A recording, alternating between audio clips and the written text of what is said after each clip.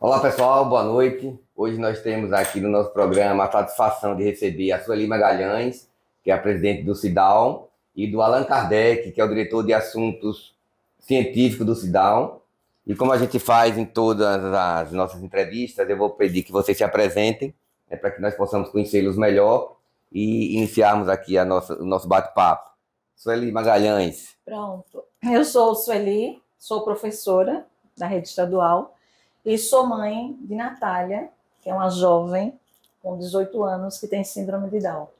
A Sueli é sergipana? Sou sergipana. Pronto. E a Natália nasceu aqui também? Também aqui. Pronto. Allan Kardec, por favor. Boa tarde. Eu sou Allan Kardec, faço parte da CIDAL, sou pedagogo. Tenho 2 filhos e um com síndrome de Down chamado Benjamin, todos sergipanos. Pronto. Nos fale um pouco sobre o CIDAL. O que é o CIDAL, como ele surgiu, em que época foi instaurado aqui? Então, a CIDAL é a Associação Sergipana de Pessoas com Síndrome de Down. Tem 25 anos já, é uma associação que foi criada por pais. Porque assim, a gente sentiu a necessidade de reunir esses pais para lutar pelos direitos dos nossos filhos. Né? Porque quando você recebe um filho com síndrome de Down ou qualquer outra deficiência, você, de uma certa forma, entra em um mundo que você não tem conhecimento. Né? É um mundo que, até então, era invisível. E, a partir desse momento, você começa a perceber algumas características, você começa a ter algumas dúvidas. Algumas pessoas passam por essa fase que alguns chamam de luto, né? Que é quando você recebe a criança com deficiência, porque eu costumo dizer assim, que todo mundo, quando engravida, ou quando se prepara o pai e a mãe, está preparado para ter aquele filho que todo mundo, né, o filho idealizado, que vai resolver todos os seus sonhos. E quando você recebe uma criança com uma deficiência intelectual, no caso que é a síndrome de Down, você, de uma certa forma, se sente assim como se fosse uma frustração, um medo, como é que a sociedade vai receber essa criança. Então, foi a partir daí que Ana Galgani teve a ideia, né, de reunir algumas mães, alguns pais, e estamos até hoje nessa luta. E esse é um dos objetivos da CIDAL, de trabalhar realmente a recepção dessa criança dentro do seio da família. Então, damos o apoio, né, psicológico, a gente faz roda de conversa para que possa propiciar novos conhecimentos aos novos pais que estão recebendo essas crianças, e também tentar dar a ela a perspectiva de que não tem nada acabado, não é o fim do mundo, tá? Sempre há esperanças para poder modificar a realidade da qual foi nos dada. E aí é uma mudança de paradigma, né, que você tem que entender que, a partir daí, um novo mundo se apresenta. Um novo mundo se apresenta. E, principalmente, destruir os mitos. Isso. Né? De dizer assim, toda pessoa com síndrome de Down é igual. Não é. Eles possuem características diferentes como qualquer pessoa que é típica, né? Então, ele é igual. Então, cada pessoa com síndrome de Down tem habilidades que são diferentes. Minha filha... Algumas mais até apuradas. Então, por exemplo, minha filha está terminando o ensino médio. Ela está no 3º ano, mas decidiu que não quer fazer o Enem, porque ela se encontrou no curso de fotografia. Tem um curso de fotografia que é para pessoas com síndrome de Down, que é a galera do Clique Azul, onde eles participam de eventos, onde eles fotografam. Legal, que bom. Entendeu? Clique Azul. A galera do Clique Azul. Galera do Clique Azul. Então, e aí você vai percebendo com essa convivência que esse filho seu com a síndrome, ele vai ser capaz de se desenvolver igual a qualquer outra criança, ou qualquer outro jovem, ou qualquer outro adulto. Agora, que para isso vai ser necessário que você faça a estimulação, a chamada estimulação precoce. Antigamente, muitas das famílias até escondiam, né? Hoje em dia, não, a gente vê que é até aconselhável e é saudável, né? Essa convivência. Aí eu pergunto a Sueli e eu ao Allan Kardec. Diante desse quadro, então a gente já sabe quantos portadores da síndrome de Down nós temos no país e em Sergipe. Não. Mas isso é importante, né? Que a gente vê. Agora a gente está na iminência de um censo. Nesse censo agora de 2022, que já era para ter sido feito em 2020, não há como detectar. Então, O nosso questionamento em relação a esse censo é justamente esse. Existem 2 questionários, né, e a gente sabe que o IBGE sempre trabalhou com essa metodologia por amostragem, só que o que acontece? Existe um questionário básico que vai ser feito com a maioria das pessoas, né, no Brasil, e existe o outro que é o de amostragem, que é o completo. Então, a cada 10 pessoas, esse completo vai ser apresentado. E só fala em deficiência nesse completo.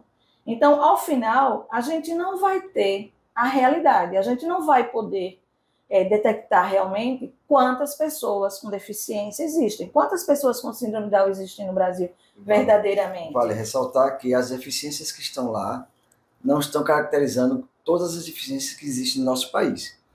Tem uma questão que é do autismo, mas as outras deficiências que estão dentro desse questionário resumem-se basicamente a pessoas com deficiência visual, auditiva com membros superiores e inferiores e com problemas mentais. A síndrome de Down não entra totalmente em deficiência mental. A síndrome de Down tem uma especificidade que é chamada de deficiência intelectual. Então, existem outras anomalias genéticas que podem ser mapeadas e devem ser mapeadas pelo IBGE. Por quê? Porque isso impacta em políticas públicas futuras para esse público. E é importante para que a gente possa, através desse censo, né, desse quantitativo, dessa estimativa, a gente desenvolver políticas públicas que sejam capazes de incluir essas pessoas, né? Eu acho que deve ser isso o principal objetivo. O nosso objetivo principal é essa questão da inclusão. A inclusão na escola, que é uma luta nossa. Certo. A inclusão, que ele possa frequentar igualmente os outros ambientes, ele possa frequentar o shopping, ele possa ir ao cinema, que ele possa frequentar todos os lugares, né, que todo mundo da sociedade frequenta. E outra coisa, a inserção no trabalho. Então, esse jovem também precisa, né, de autonomia, ele precisa de trabalhar, ele precisa se sentir capaz. Quem é que não gosta disso? Né? E a senhora tocou no assunto que eu acho que a gente merece falar mais um pouco, que é sobre a LBI. Né? Então, já existe a lei de inclusão. Como está o funcionamento dessa lei no nosso estado? Bem, no nosso estado está deficitário, porque existem algumas empresas, pequenas empresas, que estão aderindo a algumas ações de inclusão, porém não inclui totalmente todo o público de deficiência. Né? Tem algumas empresas que estão aderindo à questão do deficiente auditivo, mas o Down a gente nunca viu a inserção dentro do mercado de trabalho do nosso estado. E na escola, por exemplo, o que é que a lei exige? Né? Bom, a lei exige especificamente para a síndrome de Down, que é uma deficiência intelectual, que as pessoas ainda confundem, né? Existe uma diferença entre deficiência mental e deficiência intelectual. Então, não existe na síndrome de Down essa questão do doente mental, de não ser capaz de realizar as coisas. O que acontece na síndrome de Down é a deficiência intelectual, que é cognitiva. Em geral, na síndrome de Down ele tem ou um comprometimento intelectual leve ao moderado, a não ser quando ele vem com outras comorbidades. Por exemplo, a síndrome de Down com autismo, que nós temos também. Crianças que têm os dois, né? Tem síndrome de Down e tem autista. Então, essa deficiência intelectual por causa do autismo, ela pode sair desse moderado, mas a grande maioria das crianças estão na primeira fase da deficiência intelectual. Mas ela, para ter o acompanhamento na escola, ela precisa ter um AT, que é um professor especializado, um pedagogo, para fazer a adaptação do currículo. Toda escola é obrigada a receber um aluno portador de síndrome de Down. Toda escola é obrigada a receber alunos. Com deficiência ou sem deficiência. Importante isso. Então, toda escola. A escola não pode, apesar de que existe ainda, infelizmente, mas é considerado um crime. Ela não pode dizer, eu não vou aceitar porque tem síndrome de Down. Essa desculpa de dizer, nós não estamos preparados, né, também é uma desculpa que é um crime. Você não pode, pela lei, você não pode rejeitar nenhuma criança de frequentar a escola. No estado, eles aceitam a matrícula. O grande problema que acontece, não só no estado, mas em geral na rede pública ou na rede privada, é a ausência desse profissional mediador, é a ausência da adaptação do material para esse estudante, seja em qual nível for. Na educação infantil, a educação infantil ainda se consegue, né, ter uma certa uma adaptação, porque como tem rodinhas, né, é muito lúdico, e a pessoa com síndrome de Down, ela aprende mais facilmente com o concreto, com o lúdico. Então, agora o problema maior começa no ensino fundamental. Por quê? Porque agora vai ser por área. E, infelizmente, o professor por área, ele sai da universidade ou sai da faculdade sem essa preparação para o aluno com deficiência, para esse aluno que vai demorar um pouco para aprender os conceitos, que tem uma certa dificuldade em aprender o que é abstrato. Daí a necessidade das instituições de ensino superior ter esse olhar para essa questão, né? Essa questão das pessoas que estão sendo formadas para ir para a sala de aula. E ter uma posição mais colaborativa, né? Isso, é isso que a gente vai falar agora, dessa rede colaborativa, tanto nas universidades como nos órgãos de pesquisa, né? A gente falou até anteriormente sobre isso, de projetos voltados, né, que pudessem fazer essa inclusão de forma bastante efetiva. Como vocês têm visto, né, esse funcionamento dessa rede ou um funcionamento que ainda precisa ser impulsionado? Olha, eu costumo falar o seguinte, que se fala muito em inclusão, por exemplo, em determinados períodos. Agora em setembro. Então, em setembro é o Dia Nacional das Pessoas com Deficiência e tem muita coisa, né? As escolas preparam, as universidades chamam, né? Convocam aquelas rodas de conversa. No dia 21 de março, que é o dia específico da síndrome de Down, ou no dia 2 de abril, que é o dia do autismo. Então, aí recebe a gente, aí chama, e vamos falar na inclusão e tudo mais. Passou esse dia, pronto, volta tudo como era antes. Porque, assim, são 10 anos de LBI. Ou 10 anos não, 18 anos de LBI. Da idade da Natália. Da idade de Natália. Então, 18 anos, já era para a gente ter uma mudança. A gente sabe que a inclusão é um processo. Mas tem que iniciar esse processo e dar andamento. E dar andamento. Só que a gente fica aguardando esse processo. Não, é um processo, é um processo, é um processo. Os nossos filhos estão crescendo. E a gente só conquista alguns tipos de adaptação se a gente entrar com ação judicial. Então, que aí, no caso, é só para pessoas, alunos específicos, não é para o coletivo. Não é para o coletivo. Então, eu acho que o importante é a gente ressaltar, a gente quer, claro, a inclusão do aluno com síndrome de Down, mas a gente também quer a inclusão de outras pessoas com deficiência. Isso. Por isso que é importantíssimo, quando vocês se referiram no início, do censo, né? A importância desse censo ter feito essa inclusão num questionário menor, para que tivéssemos, assim, realmente uma estimativa concreta, real do mapeamento das pessoas com deficiência no nosso país. E, infelizmente, isso poderia ser também consolidado no nosso Estado, uma vez que a gente já tem uma lei que garante que no nascimento seja notificado as instituições perante aquele nascimento de uma pessoa. A Lei 8.457 de 2018. Exato, que infelizmente não está sendo cumprida. E a gente fica no anonimato. É por isso que a gente trouxe realmente esse tema para cá, para conversar com você, para que a gente possa sair do anonimato, para que as pessoas com síndrome de Down e as outras que têm a deficiência também possam sair do anonimato. Como é que se sai do anonimato? Tendo dados. Tem que conhecer a realidade. Se não tem dados, nós não temos como fazer política pública, nem estadual, nem nacional. Pronto. Para que a gente possa ficar bem claro, o censo não contemplou a síndrome de Down, especificamente, contemplou o autismo através de uma lei lá de 2019, de uma deputada federal, lá, salvo engano, lá em São Paulo, né?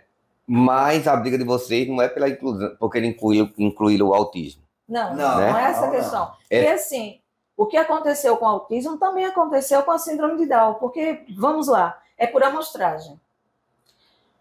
No básico, não consta nada sobre deficiência, nenhuma pergunta sobre deficiência. Nem sobre autismo. Nem sobre autismo, não entra. Nenhuma deficiência entrou no básico. Agora, de amostragem, porque a amostragem, a cada 10, ele vai entrar. Então, a gente não vai ter a realidade. Certo. Então, estamos já na vigência do censo agora de 2022, que já era para ter sido feito lá em 2020, né? A gente continua tendo essa necessidade de conhecermos, né, o percentual de portadores de síndrome de Down no nosso estado. Nós temos uma lei aqui no nosso estado de 2018. O que é que a gente pode fazer, né, em termos de quantidade, de quantificar essas pessoas, e aí sim, a partir disso, promovermos a efetivação da LBI e promovermos políticas públicas capazes de fazer realmente a inclusão desses sergipanos e sergipanas, que é cidadão como outro qualquer, na nossa sociedade. O que é que nós precisamos fazer para... Primeiro, a gente precisa validar essa lei. A gente precisa fazer com que os parlamentares possam realmente cobrar do que foi feito a lei, do que foi sancionado. E a gente ter realmente os dados fidedignos frente aos órgãos competentes, para que a gente possa mapear isso e esses órgãos possam realmente ser uma fonte de link, de ligação, para dar as informações às demais instituições e à sociedade. Uhum. Se não sair se não partir dessa validação da lei, vai ficar instituições fazendo mapeamentos que possam ser que não dê um dado totalmente específico. Né? Qual seria a grande luta do CIDAL hoje? Bom, nós temos, assim, algumas pautas para a nossa luta. A grande luta é a questão da inclusão na escola, né, que todos os alunos com deficiência tenham acesso à adaptação, que tenha o professor mediador, que tenha o AT, não importa o nome, a denominação que muda de estado para estado, que todo aluno com deficiência tenha isso, porque é direito. Seja na escola pública, seja na escola privada. Essa é uma luta nossa, é uma pauta. A outra pauta é a questão do próprio empresário, né, abrir a mente, de se somar com a gente e vejam que essas pessoas que têm deficiência, elas são consumidoras igual as outras, né? Elas têm a necessidade de terem um trabalho, de terem autonomia, entendeu? E precisam trabalhar. Nós temos muitos jovens que precisam ter esse emprego ou um estágio, né? Alguma coisa para que eles possam mostrar realmente que eles são capazes, porque eles são capazes. Isso é importantíssimo a gente frisar. E a gente tem, dentro dessa luta da gente, a necessidade não é totalmente só do emprego, mas sim da capacitação. Da capacitação. Então, se um empresário não pode ofertar um emprego, mas que ele possa ser um parceiro para fazer uma capacitação voltada para as necessidades da pessoa com síndrome de Down, para que possa ser inserida no mercado de trabalho. Porque senão vai ser uma inclusão como só colocar lá e acabou. E depois justificar que não tem como continuar com aquela pessoa, porque infelizmente não se adaptou ao mercado. Porque vamos para a nossa realidade, a realidade de Sergipe.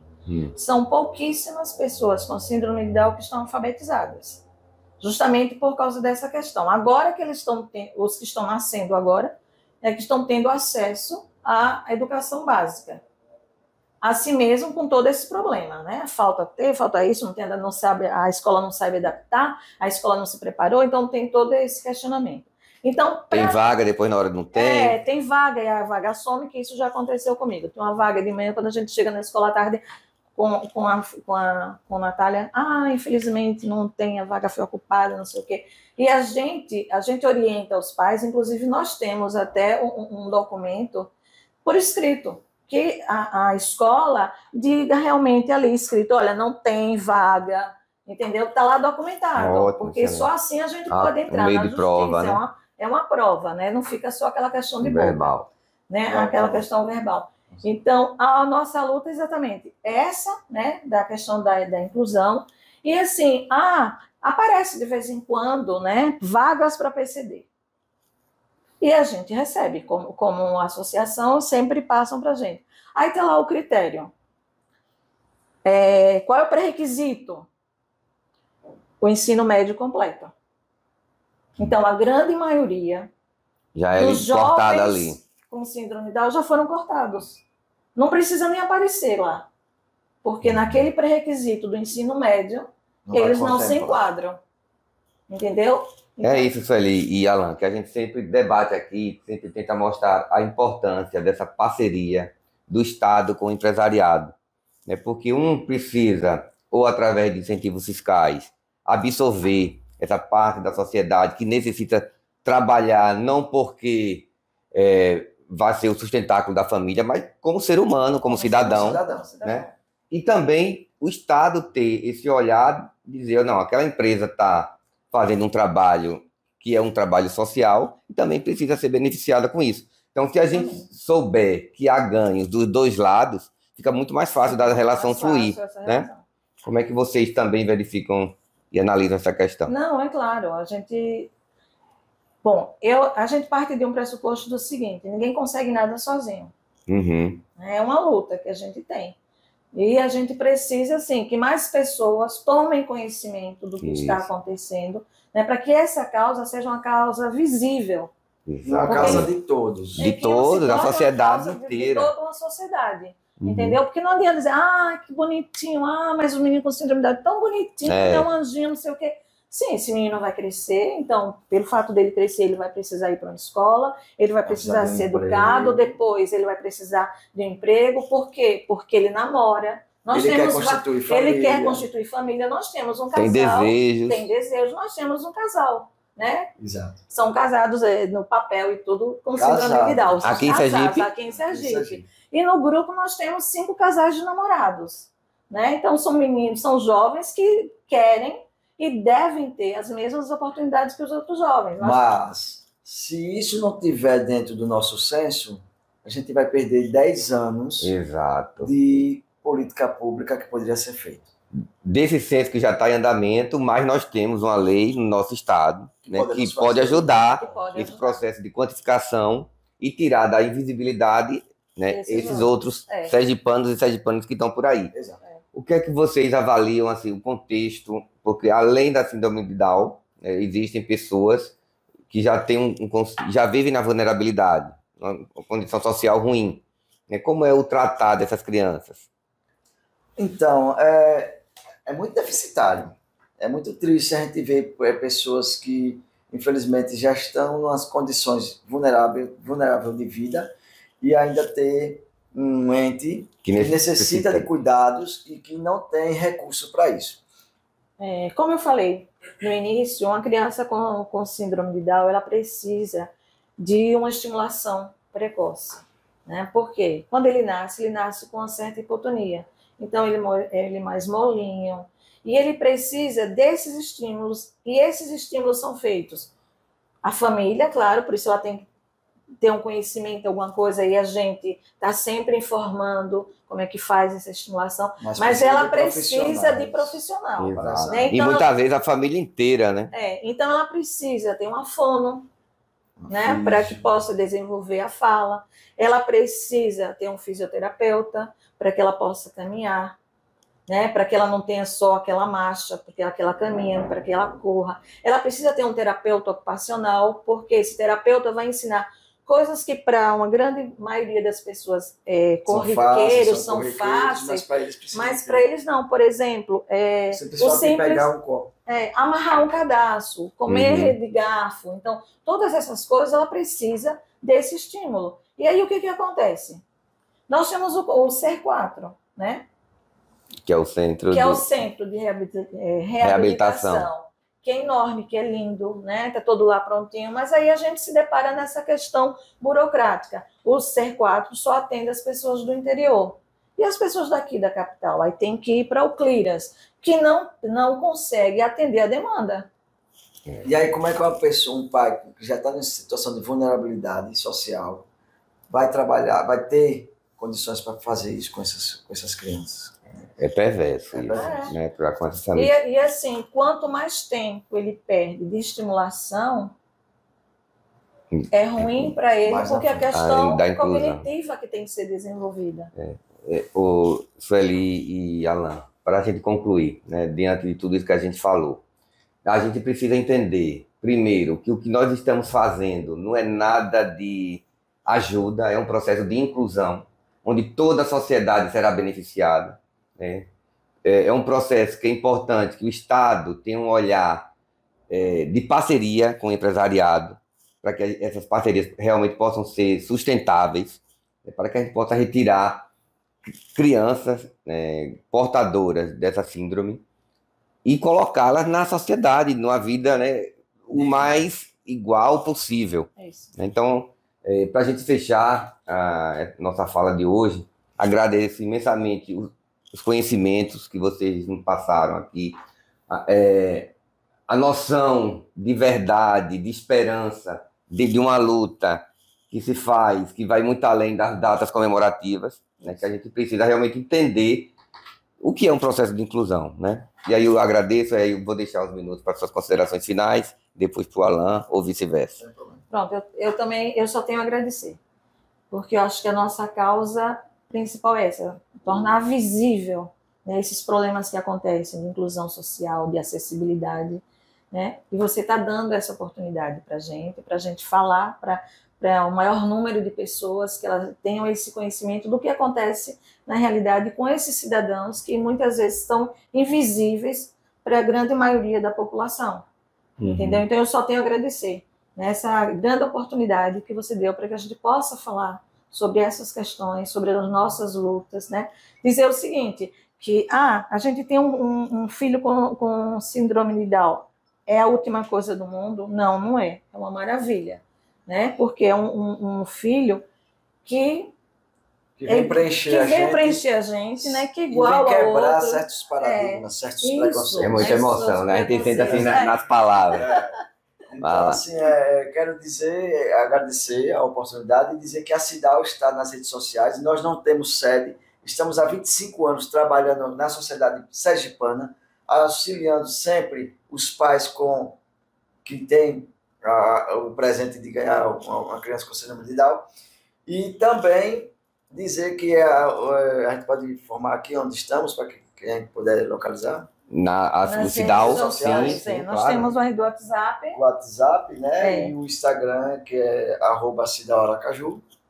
@CIDALAracaju. Estamos também no Facebook. Né? E assim, nós fazemos alguns eventos, né? Que são todos voluntários. Então, nós já fizemos uma oficina de oratória com nossos jovens, nós fizemos, que foi com o professor Walter Souza, né? Que voluntariamente prestou esse curso para os nossos jovens. Nós tivemos também uma oficina laboral com acadêmicos da UNIT, do curso de fisioterapia, entendeu? Então, a gente está sempre assim, promovendo essas ações para que os nossos jovens possam estar inseridos na sociedade, de uma certa forma. Que legal. Né? Tirar essa ideia de coitadinho, de maneira nenhuma. É isso aí, pessoal. Vamos seguir o CIDAL aí nas redes sociais, entender um pouco. Até a próxima.